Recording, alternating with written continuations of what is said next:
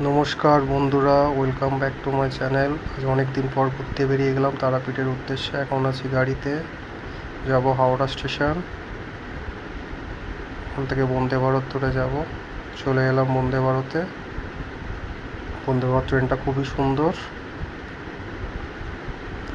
বসতে নেই, আসতে না আসতে জলের বোতল, নিউজ পেপার দিয়ে দিল। তারপরে যাত্রা শুরু আমাদের। বাইরে থেকে ভিউটা খুব সুন্দর, অন্য ট্রেনের থেকে খুব স্পিডেই যায় যা দেখলাম।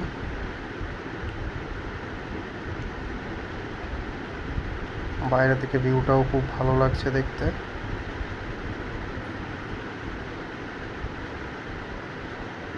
দু ঘন্টার মধ্যে পৌঁছে গেলাম রামপুরহাট স্টেশন, 2 ঘন্টা কিছু মিনিটের মধ্যে। এবার যাব অটো ধরতে, আমরা অটো করে যাব হোটেল।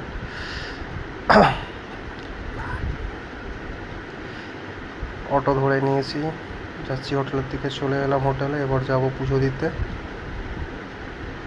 আমার ভাগ্নিকে নিয়ে বেরিয়ে পড়েছি, ফ্যামিলি আছে পিছনে।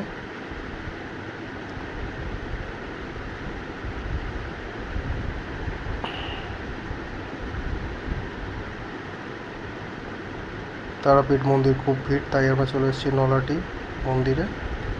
এখানে পুজোটা দিয়ে নিই, তারপর যাব তারাপীঠ। এখানে ফাঁকা ছিল খুব।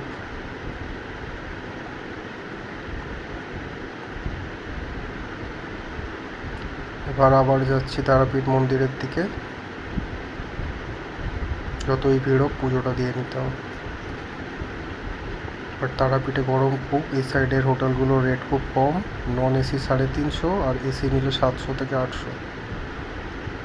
প্লাস কিছু কিছু হোটেলে খাওয়া দাওয়া ইনক্লুডেডও থাকে, সেখানে খাওয়া দাওয়ার রেটটাও অনেক কম। এটা হোটেলের এই মন্দিরের পিছন দিকে এই হোটেলগুলো, মেন গেটের দিকে নয়। এখানে সব রকম জিনিসই কম বেশি কিনতে পাওয়া যায়।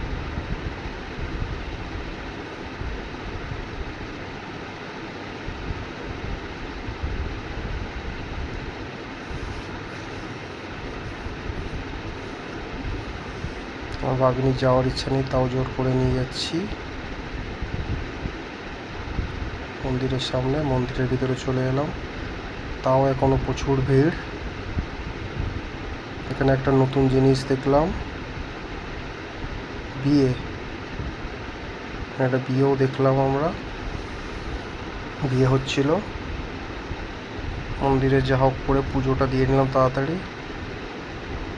এবার বাড়ি ফিরছি বন্দে ভারতে। নেমে গেলাম ট্রেন থেকে, এবার ট্যাক্সি করে বাড়ির দিকে। ভিডিও ভালো লাগলে like, share, subscribe. Thank you.